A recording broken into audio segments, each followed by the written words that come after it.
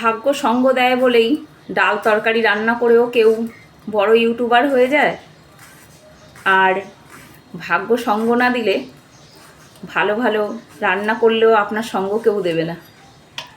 এই যারা Facebook, Instagram, ইউটিউবে এসে, লাইভে এসে অথবা ফটো শেয়ার ক্যাপশানে লেখে যে ভাগ্য বলে কিছু নেই, কর্ম করুন।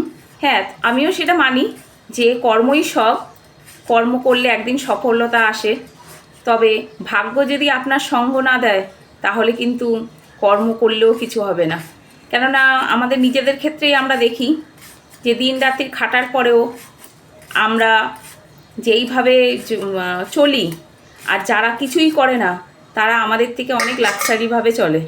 তাহলে তার ভাগ্যে আছে, তার জন্যই তো সে পাচ্ছে। আর ম্যাক্সিমাম এই কথাগুলো কারা এসে শেয়ার করে বলুন তো? যাদের কপালে একদিন ভাত জুটতো না। অনেক দেখা আছে, তার জন্যে আজকে বলতে সাহস পেলাম।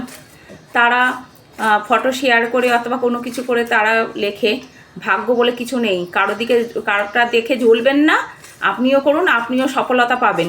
আরে ভাই, ভাগ্য যদি না দেয় তাহলে তুমি কি এত বড় হয়েছিলে?